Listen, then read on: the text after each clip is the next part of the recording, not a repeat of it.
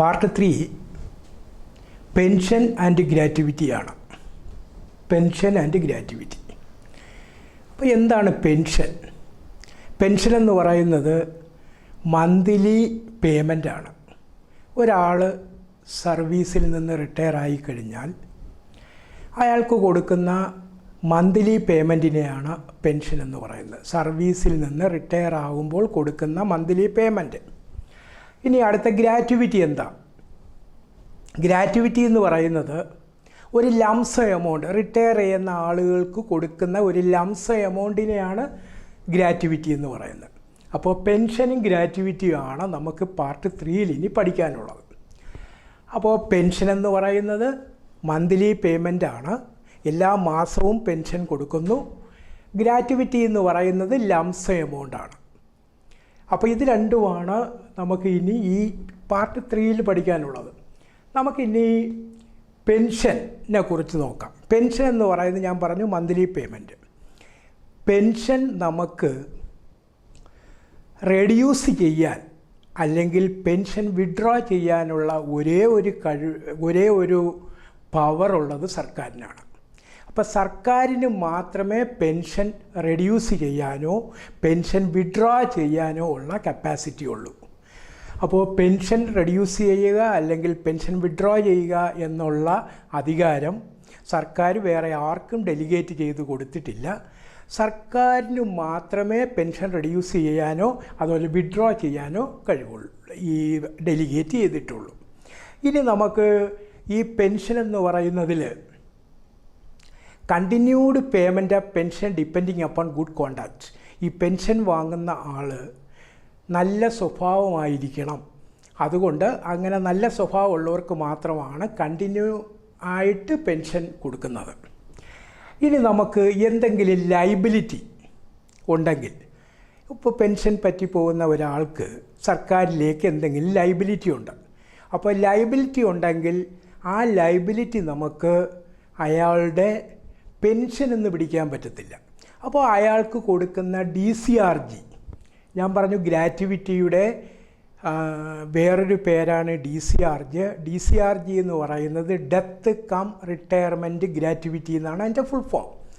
അപ്പോൾ DCRG എന്ന് മാത്രമേ നമുക്ക് പിടിക്കാൻ പറ്റത്തുള്ളൂ. അപ്പോൾ ഒരു DCRG എന്ന് പിടിക്കണ അല്ലെങ്കിൽ ഗ്രാറ്റുവിറ്റി എന്ന് പിടിക്കുന്നത് എന്തെങ്കിലും ലൈബിലിറ്റി ഉണ്ടെങ്കിൽ മാത്രം. സർക്കാരിലേക്ക് പെൻഷൻ പോകുന്ന ആൾ എന്തെങ്കിലും ലൈബിലിറ്റി ഉണ്ടെങ്കിൽ ആ ലൈബിലിറ്റി ഗ്രാറ്റുവിറ്റിയിൽ നിന്ന് മാത്രമേ പിടിക്കാൻ പറ്റുള്ളൂ. പക്ഷേ അതിലൊരു കണ്ടീഷനുണ്ട്. ഒരാൾ പെൻഷൻ പറ്റിപ്പോയി കഴിഞ്ഞാൽ 3 കൊല്ലത്തിനകത്ത് ഈ ലൈബിലിറ്റി റിക്കവർ ചെയ്യണം. Liability should be quantified within 3 years and recovered from DCRG. അപ്പോൾ ഗ്രാറ്റുവിറ്റി എന്ന് മാത്രമേ, പെൻഷൻ എന്നൊന്നും ലൈബിലിറ്റി പിടിക്കാൻ പാടില്ല, DCRG എന്ന് മാത്രമേ ലൈബിലിറ്റി പിടിക്കാവൂ. അപ്പോൾ ഞാൻ പറഞ്ഞു പെൻഷൻ എന്ന് പറഞ്ഞാൽ എന്താണ്, ഗ്രാറ്റുവിറ്റി എന്ന് പറഞ്ഞാൽ എന്താണ്. പെൻഷൻ എന്ന് പറയുന്നത് മന്ത്ലി പേയ്മെൻ്റാണ്, എല്ലാ മാസവും കൊടുക്കുന്ന, ഒരാൾ റിട്ടയർ ആയിക്കഴിഞ്ഞാൽ എല്ലാ മാസവും കൊടുക്കുന്നതാണ് പെൻഷൻ. ഗ്രാറ്റുവിറ്റി എന്ന് പറയുന്നത് ലംസ എമൗണ്ട്, ഒരു ഓഫീസർ റിട്ടയർ ആയാൽ കൊടുക്കുന്ന ലംസ എമൗണ്ടിനെ നമുക്ക് ഗ്രാറ്റുവിറ്റി എന്നും പറയാം. ഇനി ഏതെങ്കിലും ഒരു ലൈബിലിറ്റി ഉണ്ടെങ്കിൽ അയാളുടെ ഗ്രാറ്റുവിറ്റിയിൽ നിന്ന് മാത്രം, അല്ലെങ്കിൽ DCRG നിന്ന് അല്ലെങ്കിൽ ഡെത്ത് കം റിട്ടയർമെൻറ്റ് ഗ്രാറ്റുവിറ്റിയിൽ നിന്ന് മാത്രമേ പിടിക്കാവൂ. പക്ഷേ ഒരാൾ റിട്ടയർ ആയി കഴിഞ്ഞാൽ 3 കൊല്ലത്തിനകത്ത് ഗ്രാറ്റുവിറ്റിയിൽ നിന്ന് ലൈബിലിറ്റി പിടിച്ചിരിക്കണം. ഇനി അടുത്തത് ഇൻക്രിമെൻറ്റ്. ഒരാൾ റിട്ടയർ ആയി കഴിഞ്ഞാൽ, റിട്ടയർ ആകുന്നതിന് മുന്നേ ഇയാളെ ഇൻക്രിമെൻറ്റ് നമുക്ക് വിത്ത് ഹെൽഡ് ചെയ്തു. അപ്പോൾ ഇൻക്രിമെൻറ്റ് വിത്ത് ഹെൽഡ് ചെയ്യുമ്പോൾ 2 രീതിയിൽ വിത്ത് ഹെൽഡ് ചെയ്യാം. ഒന്ന്, കുമുലേറ്റീവ് ഇഫക്റ്റിലും വിത്ത് ഹെൽഡ് ചെയ്യാം, വിത്തൗട്ട് കുമുലേറ്റീവ് ഇഫക്റ്റിലും വിത്ത് ഹെൽഡ് ചെയ്യാം. അപ്പോൾ 2 രീതിയിൽ ഇയാൾക്ക് ഇൻക്രിമെൻറ്റ് വിത്ത് ഹെൽഡ് ചെയ്യാം, with cumulative effect and without cumulative ഇഫക്റ്റിൽ. അപ്പോൾ വിത്തൗട്ട് കുമുലേറ്റീവ് ഇഫക്റ്റിലാണെങ്കിൽ എങ്ങനെ ഇൻക്രിമെൻറ്റ് വിത്ത് ഹെൽഡ് ചെയ്യാം? ഇയാൾ സർവീസിൽ നിന്ന് റിട്ടയർ ആയിപ്പോയി. അങ്ങനെ സർവീസിൽ നിന്ന് റിട്ടയർ പോയ ഒരാളുടെ ഇൻക്രിമെൻറ്റ് നമുക്ക് വിത്ത് ഹെൽഡ് ചെയ്യണമെങ്കിൽ അയാളുടെ ഇൻക്രിമെൻറ്റിൻ്റെ മോണിറ്ററി വാല്യൂ കാൽക്കുലേറ്റ് ചെയ്ത് എടുക്കണം. എങ്ങനെയാണ് ഈ മോണിറ്ററി വാല്യൂ? ഒരു എക്സാമ്പിൾ പറഞ്ഞാൽ ഒരാൾക്ക് ഒരു കൊല്ലത്തെ ഇൻക്രിമെൻറ്റ് വിത്ത് ഹെൽഡ് ചെയ്തു, വിത്തൗട്ട് ക്യുമുലേറ്റീവ് ഇഫക്റ്റിൽ വിത്ത് ഹെൽഡ് ചെയ്തു. അങ്ങനെയാണെങ്കിൽ ഒരു കൊല്ലത്തെ ഒരാളുടെ ഇൻക്രിമെൻറ്റ് 500 രൂപയാണെന്ന് വെച്ചോളൂ. അങ്ങനെയാണെങ്കിൽ 12 മാസത്തെ ഇൻക്രിമെൻറ്റിൻ്റെ മോണിറ്ററി വാല്യൂ എടുക്കും. അപ്പോൾ 12 മാസത്തെ ഇൻക്രിമെൻറ്റിൻ്റെ മോണിറ്ററി വാല്യൂ എടുത്തിട്ട് 500 രൂപയാണെങ്കിൽ 12 മാസമാവും, 15 60 6000 രൂപ അയാളുടെ DCRGന്ന് നമ്മൾ പിടിക്കും. ഇത് വിത്തൗട്ട് ക്യുമുലേറ്റീവ് ഇഫക്റ്റ് ആണെങ്കിൽ. ഇനി വിത്ത് ക്യുമുലേറ്റീവ് ഇഫക്റ്റ് ആണെങ്കിലോ രണ്ടും ഒരേപോലെ പിടിക്കാൻ കഴിയത്തില്ല. അതുകൊണ്ട് വിത്ത് ക്യുമുലേറ്റീവ് ഇഫക്റ്റ് ആണെങ്കിൽ മോണിറ്ററി വാല്യൂ എടുത്തിട്ട് മോണിറ്ററി വാല്യൂവിൻ്റെ 3 ഇരട്ടി, ഇത് 6000 രൂപ പിടിക്കുമെങ്കിൽ ഇത് 6 3 18 18000 രൂപ അയാളുടെ DCRGന്ന് പിടിക്കും. അപ്പോൾ ഇൻക്രിമെൻറ്റ് വിത്ത് ഹെൽഡ് ചെയ്യണമെങ്കിൽ, അല്ലെങ്കിൽ ഇൻക്രിമെൻറ്റ് വിത്ത് ഹെൽഡ് ചെയ്യുമ്പോൾ അതിൻ്റെ മോണിറ്ററി വാല്യൂ നമ്മൾ റിക്കവറി ചെയ്യുന്നത് അയാളുടെ DCRGയിൽ നിന്നാണ്. അല്ലാതെ പെൻഷനിൽ നിന്നൊന്നും യാതൊരു കാരണവശാലും ലയബിലിറ്റിയോ ഇതുപോലെയുള്ള ഇൻക്രിമെൻറ്റ് ഒന്നും പിടിക്കാൻ പാടില്ല. ഇതെല്ലാം ചെയ്യേണ്ടത് DCRGയിൽ നിന്ന് മാത്രമായിരിക്കണം. അപ്പോൾ ഈ DCRGയിൽ 2 കാര്യങ്ങൾ ഞാൻ പറഞ്ഞു. ഒന്ന്, ലയബിലിറ്റി എന്തെങ്കിലും ഒരാൾക്കുണ്ടെങ്കിൽ അയാൾ റിട്ടയറായി 3 കൊല്ലത്തിനകത്ത് നമ്മളത് പിടിച്ചിരിക്കണം. ഒരാൾ റിട്ടയറായി കഴിഞ്ഞാൽ അയാൾക്കുള്ള ലയബിലിറ്റി വിത്തിൻ 3 ഇയേഴ്സ് നമ്മളത് പിടിക്കണം. രണ്ടാമത്തത്, ഇൻക്രിമെൻറ്റ് വിത്ത് ഹെൽഡ് ചെയ്താൽ വിത്തൗട്ട് ക്യുമുലേറ്റീവ് ഇഫക്റ്റിലാണ് നമ്മൾ റിക്കവറി ചെയ്യുന്നതെങ്കിൽ ആ ഇൻക്രിമെൻറ്റിൻ്റെ മോണിറ്ററി വാല്യൂ എടുത്തിട്ട് അയാളുടെ DCRGന്ന് റിക്കവർ ചെയ്യാം. ഇനി വിത്ത് ക്യുമുലേറ്റീവ് ഇഫക്റ്റിലാണ് ഇൻക്രിമെൻറ്റ് വിത്ത് ഹെൽഡ് ചെയ്യുന്നതെങ്കിൽ നമുക്കൊരു കാര്യം ചെയ്യാം, ഇതിൻ്റെ 3 മോണിറ്ററി വാല്യൂ എടുത്തിട്ട് 3 ടൈംസ് മോണിറ്ററി വാല്യൂ ഇയാളുടെ DCRGന്ന് നമുക്ക് റിക്കവർ ചെയ്യാം. അങ്ങനെ ലയബിലിറ്റി റിക്കവറി ചെയ്യുന്നത്, അല്ലെങ്കിൽ ഇൻക്രിമെൻറ്റ് വിത്ത് ഹെൽഡ് ചെയ്തതിൻ്റെ മോണിറ്ററി വാല്യൂ റിക്കവറി ചെയ്യുന്നതെല്ലാം DCRGന്ന് ആയിരിക്കണം. ഇനി നമുക്ക് ഈ ആർക്കൊക്കെ പെൻഷൻ കൊടുക്കാൻ പാടില്ലാത്തവരാരൊക്കെയാണ്? അതിൽ ഒന്ന്, ലിമിറ്റഡ് പീരീഡിലേക്കുള്ള അപ്പോയിൻമെൻറ്റ്. അങ്ങനെ ഉള്ളവർക്ക് പെൻഷനില്ല. ലിമിറ്റഡ് പീരീഡിലേക്കുള്ള അപ്പോയിൻമെൻ്റ് ഉള്ളവർക്ക് പെൻഷനില്ല. രണ്ടാമത്, കോൺട്രാക്റ്റ് ബേസിസിൽ അപ്പോയിൻമെൻറ്റ് ചെയ്താൽ പെൻഷൻ വരില്ല.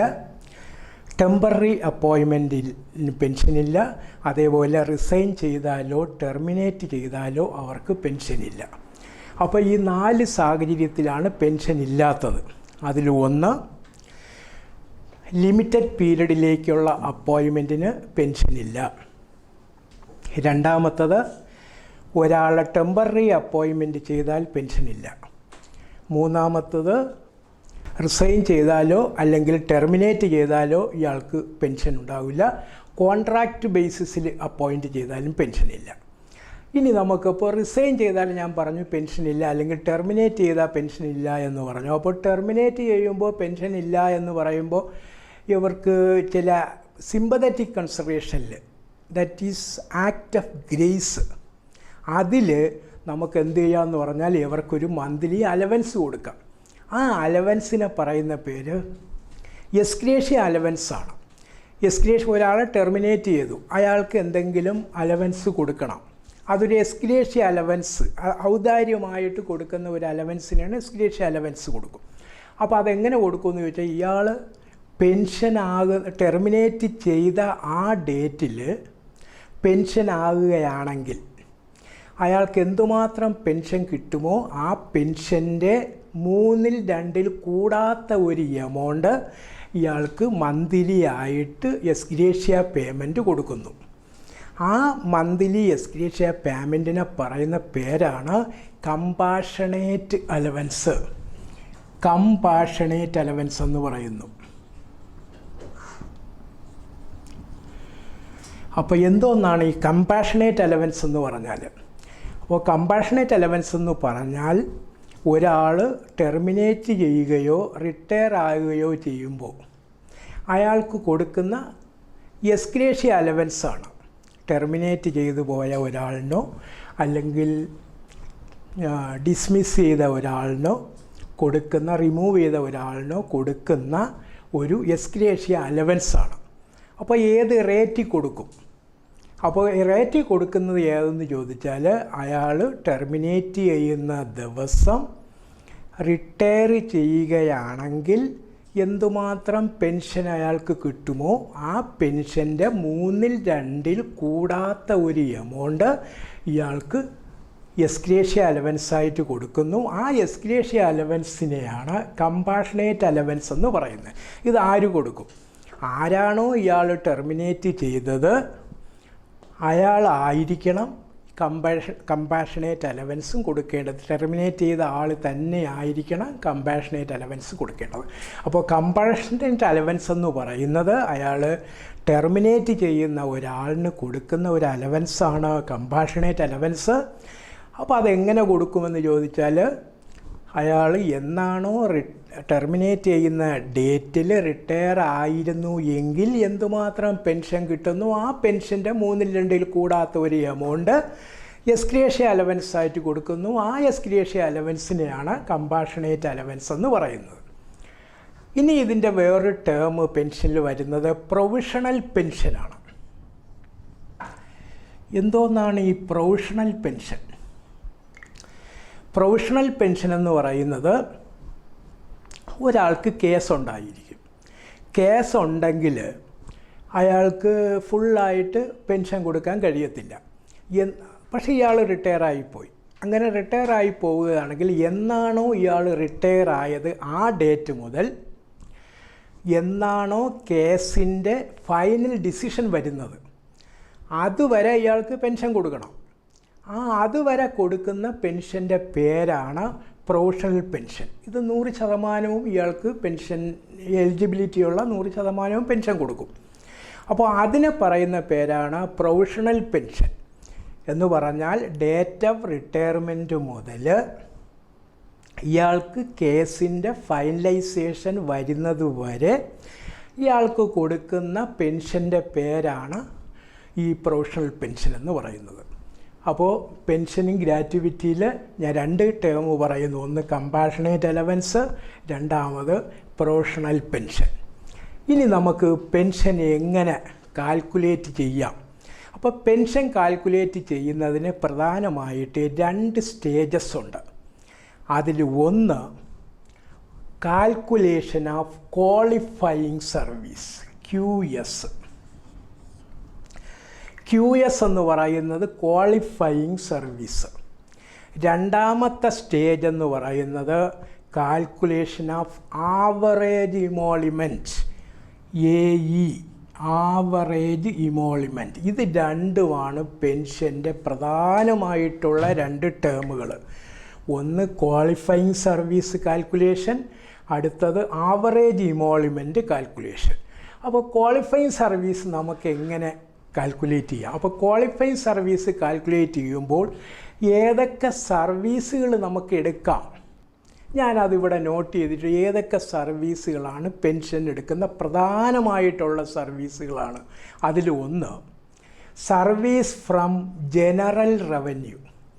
ജനറൽ റവന്യൂന്ന് പേയ്മെൻറ്റ് വാങ്ങുന്ന എല്ലാ സർവീസും ഈ പെൻഷൻ എടുക്കാം. ജനറൽ റവന്യൂന്ന് ശമ്പളം വാങ്ങുന്ന എല്ലാ സർവീസും നമുക്ക് പെൻഷൻ എടുക്കാം. പിന്നെ രണ്ടാമത് പ്രൊവിഷണൽ സർവീസ്. പ്രൊവിഷണൽ സർവീസ് എന്ന് പറയുന്ന എംപ്ലോയ്മെൻറ്റ് എക്സ്ചേഞ്ച് മുഖേനയുള്ള സർവീസിനെയാണ് ഈ പ്രൊവിഷണൽ സർവീസ് എന്ന് പറയുന്നത്. അത് 30/9/94 വരെയുള്ള പ്രൊവിഷണൽ സർവീസ് പെൻഷന് കൗണ്ട് ചെയ്യും. അതിനുശേഷം എടുക്കത്തില്ല. പ്രൊവിഷണൽ സർവീസാണെങ്കിൽ 30/9/94 വരെയുള്ള പ്രൊവിഷണൽ സർവീസ് പെൻഷൻ നമുക്ക് കൗണ്ട് ചെയ്യാം. അടുത്തത് ലീവ്. എല്ലാ ലീവും പെൻഷന് കൗണ്ട് ചെയ്യും. ലീവ് എന്ന് പറയുമ്പോൾ ലീവ് വിത്ത് അലവൻസോടുകൂടിയുള്ള ലീവുകൾ, എല്ലാ ലീവും നമുക്ക് പെൻഷന് കൗണ്ട് ചെയ്യാം. നേരെ മറിച്ച് ഈ ഡൈസ്നോൺ, സമരത്തിനൊക്കെ പോയി ഡൈസ്നോൺ ആയാൽ ആ ഡൈസ്നോണും നമുക്ക് പെൻഷന് കൗണ്ട് ചെയ്യാം. അപ്പോൾ എല്ലാ ലീവ് വിത്ത് അലവൻസോട് കൂടിയ എല്ലാ ലീവും നമുക്ക് പെൻഷന് കൗണ്ട് ചെയ്യാം. അതേപോലെ ലീവ് വിത്തൗട്ട് അലവൻസ് LWA എന്ന് പറയുന്നത് അലവൻസ് ഇല്ലാത്ത ലീവാണ് LWA. പക്ഷേ അത് മെഡിക്കൽ സർട്ടിഫിക്കറ്റോടു കൂടിയുള്ള LWA ആണെങ്കിൽ അത് നമുക്ക് പെൻഷൻ എടുക്കാം. അപ്പോൾ എല്ലാ ലീവ് അലവൻസോടുകൂടിയുള്ള എല്ലാ ലീവും നമുക്ക് പെൻഷൻ എടുക്കാം. LWA അലവൻസ് ഇല്ല, leave without allowance with medical സർട്ടിഫിക്കറ്റോടു കൂടിയുള്ള ലീവ് വിത്തൗട്ട് അലവൻസ് ആണെങ്കിലും അതും നമുക്ക് ക്വാളിഫയിങ് സർവീസായിട്ട് പെൻഷന് കൗണ്ട് ചെയ്യും. അപ്പോൾ ഇത് പ്രധാനമായിട്ടുള്ള ഒരു 3 കാര്യങ്ങളാണ് ഞാനിതിൽ പറയുന്നത്. എല്ലാ ലീവും, commuted leave, earn leave, half pay leave, ഇതെല്ലാ ലീവും നമുക്ക് പെൻഷൻ എടുക്കാം. അതൊക്കെ അലവൻസ് ഉള്ള ലീവാണ്. പിന്നെ അലവൻസ് ഇല്ലാത്ത ലീവാണ് LWA എന്ന് പറയുന്നത്. അത് മെഡിക്കൽ സർട്ടിഫിക്കറ്റോടു കൂടിയുള്ള ലീവാണെങ്കിൽ നമുക്ക് പെൻഷൻ എടുക്കാൻ പറ്റും. ഇനി പ്രൊഫഷണൽ സർവീസ് ആണെങ്കിൽ 30/9/94 വരെയുള്ള പ്രൊഫഷണൽ സർവീസ് നമുക്കെടുക്കാം. പിന്നെ ജനറൽ റവന്യൂന്ന് പേയ്മെൻറ്റ് നടത്തുന്ന എല്ലാ സർവീസും നമുക്ക് പെൻഷന് കൗണ്ട് ചെയ്യാം. ഇനി നമുക്ക് പെൻഷന് കൗണ്ട് ചെയ്യാൻ പാടില്ലാത്ത സർവീസുകൾ ഏതെല്ലാം? അതൊരു 9 സർവീസുണ്ട് പെൻഷന് നോൺ ക്വാളിഫയിങ് സർവീസായിട്ട് കണക്കാക്കുന്നത്. അതിൽ ഒന്ന് ബോയ് സർവീസ്. ഈ ബോയ് സർവീസ് എന്ന് പറയുന്നത് സർവീസ് ബിലോ 18 ഇയേഴ്സ്. ഇപ്പോൾ അത് വരില്ല, ഇപ്പോഴങ്ങനെ ബോയ് സർവീസൊന്നും ഡിപ്പാർട്ട്മെൻറ്റിൽ വരാൻ, കാരണം 18 വയസ്സ് കഴിഞ്ഞാലേ ജോലിക്ക് എടുക്കുന്നുള്ളത് കൊണ്ട് ബോയ് സർവീസ് നേരത്തെ ഉള്ളതാണ്. അപ്പോൾ ബോയ് സർവീസ് എന്ന് പറയുന്നത് സർവീസ് ബിലോ 18 ഇയേഴ്സ്, 18 വയസ്സിൽ താഴെയുള്ള സർവീസുള്ള ആൾക്കാർ, ആ സർവീസിനെയാണ് നമുക്ക് ബോയ് സർവീസ് എന്ന് പറയാം. രണ്ടാമത് സർവീസ് ആഫ്റ്റർ സൂപ്പറാനുവേഷൻ.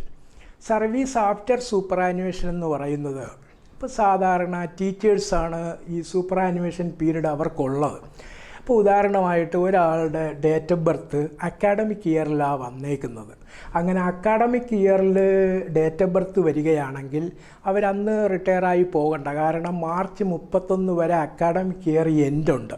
അപ്പോൾ ആ മാർച്ച് 31 അവർ പെൻഷനായാൽ മതി. അപ്പോൾ അതിൻ്റെ ഇടയ്ക്ക് അവർ ഡേറ്റ് ഓഫ് ബർത്ത് വരികയാണെങ്കിൽ എന്നാണോ ഇവർക്ക് ഡേറ്റ് ഓഫ് ബർത്ത് ഇതിൻ്റെ ഇടയ്ക്ക് വരുന്നത് ആ ഡേറ്റ് മുതൽ മാർച്ച് 31 വരെയുള്ള ആ പീരീഡിനെയാണ് സൂപ്പർ ആനുവേഷൻ പീരീഡ് എന്ന് പറയുന്നത്. ഇപ്പോൾ ഉദാഹരണമായിട്ട് ഒരാളുടെ ഡേറ്റ് ഓഫ് ബർത്ത് ജൂലൈ 15 ആണെന്ന് വെച്ചോളൂ. July 15 date of birth. അപ്പോൾ ജൂലൈ 15 മുതൽ ഇയാൾക്ക് ഈ റിട്ടയർമെൻ്റ് ആയി കഴിഞ്ഞ് ജൂലൈ 15. അപ്പോൾ ആ ജൂലൈ 15 മുതൽ ഇവർക്ക് സൂപ്പർ ആനുവേഷൻ പീരീഡ് തുടങ്ങും അടുത്ത മാർച്ച് 31 വരെ. എന്നാണോ ഡേറ്റ് ഓഫ് ബർത്ത് വരുന്നത് ആ ഡേറ്റ് മുതൽ എന്നാണോ സ്കൂൾ അടയ്ക്കുന്നത് മാർച്ച് 31 എത്തുന്ന ആ പീരീഡ് വരെയാണ് ഈ സൂപ്പർ ആനുവേഷൻ പീരീഡ് എന്ന് പറയുന്നത്. അപ്പോൾ ഈ സൂപ്പർ ആനുവേഷൻ പീരീഡിൽ അവർക്ക് ക്യാഷ് ലീവ് മാത്രമേ കൊടുക്കത്തുള്ളൂ, വേറെ ഒരു ലീവും കൊടുക്കത്തില്ല. ഈ സൂപ്പർ ആനുവേഷൻ പീരീഡ് യാതൊരു പെൻഷന് കൗണ്ട് ചെയ്യത്തില്ല. അതൊരു നോൺ ക്വാളിഫയിങ് സർവീസാണ്. അപ്പോൾ 2 നോൺ ക്വാളിഫയിങ് സർവീസ് ഞാൻ പറഞ്ഞു. അതിൽ ഒന്ന് ബോയ് സർവീസ്, സർവീസ് ബിലോ 18 ഇയേഴ്സാണ് ബോയ് സർവീസ് എന്ന് പറയുന്നത്. രണ്ടാമത് service after superannuation period സർവീസും പെൻഷന് കൗണ്ട് ചെയ്യത്തില്ല. മൂന്നാമത്തത് കോൺട്രാക്റ്റ് സർവീസ്, ലിമിറ്റഡ് പീരീഡിലേക്ക് വേണ്ടി അപ്പോയിൻറ്റ് ചെയ്യുന്ന സർവീസാണ് കോൺട്രാക്റ്റ് സർവീസ്. ആ കോൺട്രാക്റ്റ് സർവീസും നോൺ ക്വാളിഫയിങ് സർവീസാണ്, അത് പെൻഷന് കൗണ്ട് ചെയ്യത്തില്ല. നാലാമത്തത് സർവീസ് പ്രയർ ടു റെസിഗ്നേഷൻ അല്ലെങ്കിൽ ഡിസ്മിസൽ.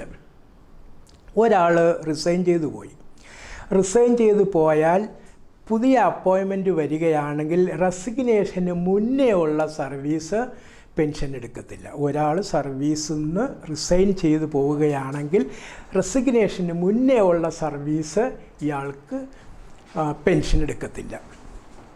അടുത്ത service on which other pensionary benefits are admissible.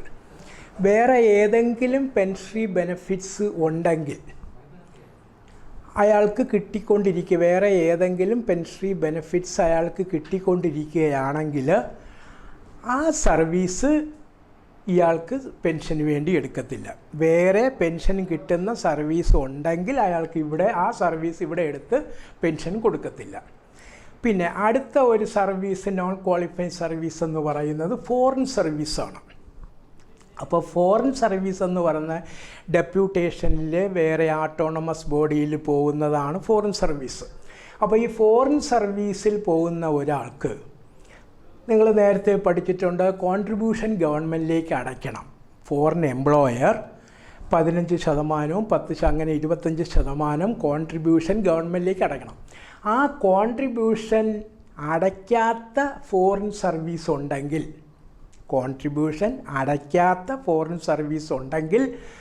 ആ ഫോറിൻ സർവീസ് നമുക്ക് പെൻഷന് എടുക്കത്തില്ല. അടുത്തതാണ് സസ്പെൻഷൻ. ഇതിൽ ഏറ്റവും പ്രധാനപ്പെട്ട ഒരു ഈ നോൺ ക്വാളിഫൈഡ് സർവീസാണ് സസ്പെൻഷൻ. ഈ സസ്പെൻഷൻ എന്ന് പറഞ്ഞാൽ അത് പെനാൽറ്റി ആയിട്ട് ട്രീറ്റ് ചെയ്താൽ, സസ്പെൻഷൻ പെനാൽറ്റി ആയിട്ട് ട്രീറ്റ് ചെയ്യുകയാണെങ്കിൽ ആ സസ്പെൻഷൻ നോൺ ക്വാളിഫൈങ് സർവീസാണ്. പക്ഷേ സസ്പെൻഷൻ ഡ്യൂട്ടി ആയിട്ടൊക്കെ ട്രീറ്റ് ചെയ്താൽ അത് ക്വാളിഫൈങ് സർവീസായിട്ട് മാറും. പക്ഷേ സസ്പെൻഷൻ എന്ന് പറയുമ്പോൾ ജസ്റ്റിഫൈഡ് സസ്പെൻഷൻ അല്ലെങ്കിൽ സസ്പെൻഷൻ ട്രീറ്റഡ് ആസ് പെനാൽറ്റി, അങ്ങനെയുള്ള സസ്പെൻഷൻ നമുക്കൊരിക്കലും സർവീസിൽ എടുക്കത്തില്ല. സസ്പെൻഷൻ ട്രീറ്റഡ് ആസ് പെനാൽറ്റി അല്ലെങ്കിൽ സസ്പെൻഷൻ എന്ന് പറയുന്നത് ജസ്റ്റിഫൈഡ് സസ്പെൻഷൻ ആണെങ്കിൽ ആ സസ്പെൻഷൻ നമുക്ക് പെൻഷന് കൗണ്ട് ചെയ്യത്തില്ല. അതൊരു നോൺ ക്വാളിഫൈങ് സർവീസാണ്. ഇനി അടുത്തതാണ് പ്രധാനമായിട്ടുള്ളത് ബ്രേക്ക്. ഈ ബ്രേക്ക് എന്ന് പറഞ്ഞാൽ എന്താണ്? സർവീസിൽ ഇടയ്ക്ക് വരുന്നതാണ് ബ്രേക്ക്. അത് പ്രധാനമായിട്ട് 3 തരത്തിൽ ഈ ബ്രേക്ക് വരും. 3 തരത്തിലാണ് ബ്രേക്ക് വരുന്നത്.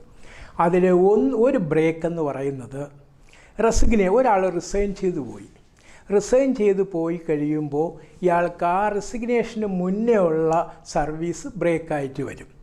ആ ബ്രേക്കായിട്ട് വരുന്നത് പെൻഷൻ എടുക്കത്തില്ല. അത് ഒരു ടൈപ്പ് ബ്രേക്കാണ്. കാരണം ബ്രേക്കും എടുക്കത്തില്ല, ബ്രേക്കിന് മുന്നേ ഉള്ള പ്രയർ സർവീസും എടുക്കത്തില്ല, പെൻഷൻ എടുക്കില്ല. അതിന് എക്സാമ്പിൾ റെസിഗ്നേഷനാണ്. അടുത്ത ടൈപ്പ് ബ്രേക്ക് എന്ന് പറഞ്ഞാൽ പ്രയർ സർവീസ് എടുക്കും, പക്ഷേ ആക്ച്വൽ ബ്രേക്ക് പെൻഷൻ എടുക്കത്തില്ല.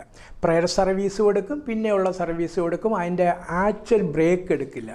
അത് ഒരു എക്സാമ്പിൾ പറയുന്നത് സസ്പെൻഷനാണ്. ഒരാൾ 6 മാസം സസ്പെൻഷനായി, അപ്പോൾ അത് ജസ്റ്റ് പെനാൽറ്റി ആയിട്ട് അങ്ങ് ട്രീറ്റ് ചെയ്തു. അപ്പോൾ അയാളുടെ പ്രയർ സർവീസും പെൻഷൻ എടുക്കും, പിന്നെയുള്ള സർവീസും എടുക്കും. ഇത് ആക്ച്വൽ ഇത് സസ്പെൻഷൻ പീരീഡ് എടുക്കത്തില്ല, പെനാൽറ്റി ആയിട്ടും. അത് രണ്ടാമത്തെ ടൈപ്പ് ബ്രേക്കാണ്.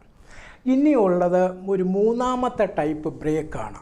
അപ്പോൾ 3ാമത്തെ ടൈപ്പ് ബ്രേക്ക് എന്ന് പറയുന്നത് thrown out want of vacancy. എന്തോന്നാണ് ഈ thrown out want of vacancy എന്ന് പറയുന്നത്? ഒരാളെ ഒരു PSC ഒരു ഡിപ്പാർട്ട്മെൻറ്റിലേക്ക് അപ്പോയിൻറ്റ് ചെയ്യുമ്പോൾ കുറച്ച് ദിവസം കഴിയുമ്പോൾ വേക്കൻസി അവിടെ ഇല്ലാതായി, അല്ലെങ്കിൽ വേക്കൻസി ഏതെങ്കിലും അബോളിഷ് ചെയ്തു പോയി, ആ ഡിപ്പാർട്ട്മെൻറ്റിൽ വേക്കൻസി ഒന്നുമില്ല. അപ്പോൾ ഏറ്റവും അവസാനം അപ്പോയിൻറ്റ് ചെയ്ത ആൾ ത്രോൺ ഔട്ടാവും. കാരണം അവർക്ക് വേക്കൻസി ഇല്ലാത്തതുകൊണ്ട് ത്രോൺ ഔട്ട് ആകുമ്പോൾ എന്ത് ചെയ്യും? ഡിപ്പാർട്ട്മെൻറ്റ് ഇയാളെ നേരെ PSCയിലേക്ക് സറണ്ടർ ചെയ്യും.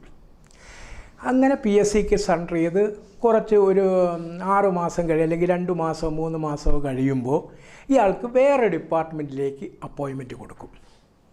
ഒന്നുകൂടെ പറയാം, ഒരു ഡിപ്പാർട്ട്മെൻറ്റിൽ ഒരാളെ അപ്പോയിൻറ്റ് ചെയ്തപ്പോൾ കുറച്ച് ദിവസം കഴിയുമ്പോൾ വേക്കൻസി അവിടെ അബോളിഷ് ചെയ്തു പോവുകയോ അല്ലെങ്കിൽ വേക്കൻസി ഇല്ലാതായി പോയപ്പോൾ ഈ ആൾ ത്രോൺ ഔട്ടായി. കാരണം അയാൾക്ക് വേക്കൻസി കണ്ടിന്യൂ ചെയ്യാൻ പറ്റുന്നില്ല, അതുകൊണ്ട് അയാൾ എന്ത് ചെയ്യുന്നു? ഔട്ടായി. അങ്ങനെ അയാൾ ഔട്ടായപ്പോൾ PSCക്ക് ഈ ഡിപ്പാർട്ട്മെൻറ്റ് ഇയാളെ സറണ്ടർ ചെയ്ത് കൊടുത്തു. അപ്പോൾ PSCക്ക് സറണ്ടർ ചെയ്ത് കൊടുത്തപ്പോൾ പിന്നെ ഇയാൾക്ക് അടുത്തൊരു അപ്പോയിൻമെൻറ്റ് വേറെ ഏതെങ്കിലും ഡിപ്പാർട്ട്മെൻറ്റിലാണ് കിട്ടുന്നത്. അവിടെ ഇയാൾ ജോയിൻ ചെയ്തു. അപ്പോൾ ഇയാൾക്കൊരു ബ്രേക്ക് വന്നു. ആ ബ്രേക്കിനെ പറയുന്ന പേരാണ് thrown out want of vacancy. Vacancy ഇല്ലാതെ ഒരു ഡിപ്പാർട്ട്മെൻറ്റിൽ നിന്ന് ത്രോൺ ഔട്ടായിപ്പോയി. അതാണ് ബ്രേക്ക്. പക്ഷേ ഈ ബ്രേക്ക് വരികയാണെങ്കിൽ 1 ഇയറിൽ താഴെയുള്ള ബ്രേക്ക് നമുക്ക് സർവീസായിട്ട് എടുക്കാം. 1 ഇയർ താഴെ. പക്ഷേ ഒരു കണ്ടീഷൻ, ഈ ബ്രേക്കെല്ലാം റെഗുലറൈസ് ചെയ്താൽ മാത്രമേ നമുക്ക് സർവീസായിട്ട് പരിഗണിക്കത്തുള്ളൂ. ഈ ത്രോൺ ഓഫ് വാണ്ട് ഓഫ് വേക്കൻസിയിലെ ബ്രേക്ക് വരികയാണെങ്കിൽ ആ ബ്രേക്ക് റെഗുലറൈസ് ചെയ്യണം. റെഗുലറൈസ് ചെയ്ത് കഴിഞ്ഞാൽ നമുക്കത് സർവീസായിട്ട് എടുക്കാൻ പറ്റും. അപ്പോൾ റെഗുലറൈസ് ചെയ്ത ബ്രേക്ക് മാത്രമാണ് ത്രോൺ ഓഫ് വാണ്ട് ഓഫ് വേക്കൻസിയിൽ സർവീസായിട്ട് പരിഗണിക്കുന്നത്. ഇനി ഇതാണ് ബ്രേക്ക്. 3 തരത്തിലുള്ള ബ്രേക്ക് എന്ന് പറയുന്നത്. അതിൽ ഒന്ന് പാസ്റ്റ് സർവീസും കൂടെ നഷ്ടപ്പെടുന്ന ബ്രേക്ക്. രണ്ടാമത്തത് ആക്ച്വൽ ബ്രേക്ക് മാത്രമേ നഷ്ടപ്പെടുള്ളൂ, പാസ്റ്റ് സർവീസ് നഷ്ടപ്പെടില്ല. മൂന്നാമത്തത് thrown of want of vacancy. Thrown of want of വേക്കൻസിയിൽ ആ ബ്രേക്ക് വരികയാണെങ്കിൽ 1 ഇയർ താഴെയുള്ള ബ്രേക്ക് ആണെങ്കിൽ നമ്മൾ സർവീസായിട്ട് കണക്കാക്കും. പിന്നെ അതുപോലെ തന്നെ ഈ ബ്രേക്ക് എടുക്കുമ്പോൾ പ്രയർ സർവീസും ബ്രേക്കുമായിട്ടുള്ള ബന്ധം. അപ്പോൾ ഒരാൾക്ക് പ്രയർ സർവീസ് 1 കൊല്ലം ഉണ്ടായിരുന്നു, ബ്രേക്ക് ഒരു 6 മാസം ബ്രേക്ക് വന്നു. അങ്ങനെയാണെങ്കിൽ പ്രയർ സർവീസും ബ്രേക്കും 1.5 കൊല്ലം സർവീസായിട്ടെടുക്കും. ഒരാൾക്ക് പ്രയർ സർവീസ് 1 കൊല്ലം വന്നു, ബ്രേക്ക് 2 കൊല്ലം വന്നെന്ന് വെച്ചോളൂ. ബ്രേക്ക് 2 കൊല്ലം. അപ്പോൾ പ്രയർ സർവീസിന് തുല്യമായ ബ്രേക്ക് സർവീസായിട്ട് എടുക്കും. അങ്ങനെ 2 കൊല്ലം എടുക്കും. ബാക്കി നോൺ ക്വാളിഫൈങ് സർവീസായിട്ട് വരുന്ന ബാക്കി 1 കൊല്ലം നോൺ ക്വാളിഫൈങ് സർവീസായിട്ട് മാറും. എന്ന് പറഞ്ഞാൽ പ്രയർ സർവീസ് 1 കൊല്ലവും ബ്രേക്ക് 2 കൊല്ലവും വരികയാണെങ്കിൽ, പ്രയർ സർവീസ് 1 കൊല്ലവും ബ്രേക്ക് 2 കൊല്ലവും വരികയാണെങ്കിൽ പ്രയർ സർവീസിന് തുല്യമായ ബ്രേക്ക് സർവീസായിട്ട് കണക്കാക്കും. ബാക്കിയുള്ളത് ബ്രേക്കായിട്ട് കണക്കാക്കും. ആ ബ്രേക്ക് നോൺ ക്വാളിഫൈങ് സർവീസായിട്ട് വരും. അത് ത്രോൺ ഓഫ് വാണ്ട് ഓഫ് വേക്കൻസിയിൽ അങ്ങനെ വരുന്നത്. ഇനി നമുക്കിതിലുള്ളത് ലീവ്. അപ്പോൾ ലീവാണെങ്കിൽ നിങ്ങൾക്കറിയാം, ലീവ് മെഡിക്കൽ സർട്ടിഫിക്കറ്റ് ഇല്ലാതെ ലീവ് വിത്തൗട്ട് അലവൻസ് എടുക്കുകയാണെങ്കിൽ അത് പെൻഷന് കൗണ്ട് ചെയ്യത്തില്ല. LWA വിത്തൗട്ട് MC എന്നുള്ള ലീവ് നമുക്ക് പെൻഷൻ എടുക്കാൻ കഴിയത്തില്ല. അല്ലാതെ എല്ലാ ലീവും പെൻഷൻ എടുക്കും. പക്ഷേ leave without allowance medical certificate ഇല്ലാത്ത ലീവ് പെൻഷൻ എടുക്കത്തില്ല. അടുത്തത് പെൻഷന് എടുക്കാത്ത ലീവ് സുപ്പീരിയർ ക്വാളിഫിക്കേഷന് വേണ്ടി നമ്മൾ പോയ ലീവ് പഠിപ്പിച്ചപ്പോൾ ഞാൻ പറഞ്ഞതാണ്, സുപ്പീരിയർ ക്വാളിഫിക്കേഷന് വേണ്ടി എടുക്കുന്ന ലീവ് പെൻഷന് കൗണ്ട് ചെയ്യത്തില്ല. മൂന്നാമത്തത് അപ്പൻഡിക്സ് 12A-BC. അപ്പൻഡിക്സ് 12A എന്ന് പറയുന്ന taking A other employment. Appendix 12B എന്ന് പറയുന്നത് സ്റ്റഡി പർപ്പസ്. അപ്പൻഡിക്സ് 12C എന്ന് പറയുന്നത് ഇറ്റ് ജോയിൻ സ്പൗസ്. ഇത് 3ഉം എടുത്തു പോയാൽ അത് പെൻഷന് കൗണ്ട് ചെയ്യത്തില്ല. അപ്പോൾ പെൻഷന് കൗണ്ട് ചെയ്യാത്ത ഒരു ലീവാണ് LWA വിത്തൗട്ട് MC. പെൻഷന് കൗണ്ട് ചെയ്യത്തില്ല. അതുപോലെ തന്നെ leave for obtaining superior qualification, അത് പെൻഷന് കൗണ്ട് ചെയ്യത്തില്ല. മൂന്നാമത് അപ്പൻഡിക്സ് 12A-BC മുഖേന ലീവ് എടുത്താൽ ആ ലീവും പെൻഷന് കൗണ്ട് ചെയ്യത്തില്ല. ബാക്കി എല്ലാ ലീവും ഞാൻ നേരത്തെ പറഞ്ഞു പെൻഷന് കൗണ്ട് ചെയ്യുന്നു. ഇനിയുള്ളത് ഒരാൾ ഇൻവാലിഡ് പെൻഷൻ വാങ്ങി. ഇൻവാലിഡ് പെൻഷൻ എന്ന് പറയുന്ന ഡിസീസ് വരുമ്പോൾ പെൻഷനായി പോകുന്നതിനെയാണ് ഇൻവാലിഡ് പെൻഷൻ എന്ന് പറയുന്നത്. അപ്പോൾ ഇൻവാലിഡ് പെൻഷന് പോകുന്ന ഒരാൾ എന്നാണോ മെഡിക്കൽ സർട്ടിഫിക്കറ്റ് തരുന്നത്, ആ മെഡിക്കൽ സർട്ടിഫിക്കറ്റിൻ്റെ ഡേറ്റിന് ശേഷമുള്ള സർവീസ് പെൻഷന് കൗണ്ട് ചെയ്യത്തില്ല. ഒന്നുകൂടെ പറയാം, ഇൻവാലിഡ് പെൻഷൻ വാങ്ങിപ്പോകുന്ന ഒരാൾ, അയാൾ എന്നാണോ മെഡിക്കൽ സർട്ടിഫിക്കറ്റ് തരുന്നത്, ആ മെഡിക്കൽ സർട്ടിഫിക്കറ്റ് തരുന്ന ഡേറ്റിന് ശേഷമുള്ള സർവീസ് നോൺ ക്വാളിഫൈഡ് സർവീസാണ്. എന്ന് പറഞ്ഞാൽ service after the date of medical certificate in the case of invalid pension. Medical certificate invalid കേസിൽ മെഡിക്കൽ സർട്ടിഫിക്കറ്റിന് ശേഷമുള്ള സർവീസ് പെൻഷന് കൗണ്ട് ചെയ്യത്തില്ല. ഇത്രയുമാണ് നോൺ ക്വാളിഫൈങ് സർവീസ് പെൻഷന് കൗണ്ട് ചെയ്യാത്തത്. ഒന്നുകൂടെ പറയാം, നോൺ ക്വാളിഫൈഡ് സർവീസ് ഒന്ന് ബോയ്സ് സർവീസാണ്. സർവീസ് ബിലോ 18 ഇയേഴ്സാണ് ബോയ്സ് സർവീസ്, അത് പെൻഷന് കൗണ്ട് ചെയ്യത്തില്ല. രണ്ടാമത് സർവീസ് ആഫ്റ്റർ സൂപ്പറാനുവേഷൻ പീരീഡിലുള്ള സർവീസ് പെൻഷന് കൗണ്ട് ചെയ്യില്ല. കോൺട്രാക്റ്റ് സർവീസ് പെൻഷന് കൗണ്ട് ചെയ്യത്തില്ല. സർവീസ് പ്രയർ ടു റെസിഗ്നേഷൻ്റെ മുന്നേ ഉള്ള സർവീസ് നമുക്ക് പെൻഷൻ എടുക്കത്തില്ല. വേറെ ഏതെങ്കിലും service on which other pensionary benefits are admissible, വേറെ ഏതെങ്കിലും പെൻഷനറി ബെനിഫിറ്റ് അഡ്മിസിബിൾ ആയിട്ടുള്ള സർവീസ് നമുക്ക് പെൻഷൻ എടുക്കില്ല. Foreign service contribution is not paid, contribution കൊടുക്കാത്ത ഫോറിൻ സർവീസ് ഉണ്ടെങ്കിൽ അത് പെൻഷന് കൗണ്ട് ചെയ്യത്തില്ല. ജസ്റ്റിഫൈഡ് സസ്പെൻഷൻ, പെനാൽറ്റി സസ്പെൻഷൻ പെൻഷന് കൗണ്ട് ചെയ്യില്ല. ബ്രേക്കാണെങ്കിൽ 3 തരത്തിലുള്ള ബ്രേക്കുണ്ട്. ആ ബ്രേക്ക് പെൻഷന് കൗണ്ട് ചെയ്യത്തില്ല. ത്രോൺ ഓഫ് വാണ്ട് ഓഫ് വേക്കൻസിയിൽ വരുന്ന ബ്രേക്ക് മാത്രമാണ് പെൻഷന് കൗണ്ട് ചെയ്യുന്നത്. പക്ഷേ അത് റെഗുലറൈസ് ചെയ്ത ബ്രേക്ക് മാത്രമേ പെൻഷന് കൗണ്ട് ചെയ്യത്തുള്ളൂ. അടുത്തത് ലീവാണെങ്കിൽ അപ്പൻഡിക്സ് 12 ABC അത് പെൻഷന് കൗണ്ട് ചെയ്യത്തില്ല. സുപ്പീരിയർ ക്വാളിഫിക്കേഷൻ 91 റൂൾ 91 ആണ് സുപ്പീരിയർ ക്വാളിഫിക്കേഷന് വേണ്ടിയുള്ള ഈ ലീവ് എടുക്കുന്ന റൂള്, അത് പെൻഷന് കൗണ്ട് ചെയ്യത്തില്ല. അടുത്തത് LWA 88 റൂൾ 88 ആണ്. LWA without MC medical certificate ഇല്ലാത്ത LWA പെൻഷൻ എടുക്കത്തില്ല. ഇത്രയുമാണ് നോൺ ക്വാളിഫൈങ് സർവീസ്, ഇത്രയുമാണ് ക്വാളിഫൈങ് സർവീസ്. ഇനി നമുക്ക് ഇതിൽ എങ്ങനെയാണ് സർവീസ് കാൽക്കുലേറ്റ് ചെയ്യുന്നതാണ് ഇനി അടുത്ത നമുക്ക് നോക്കേണ്ടത്.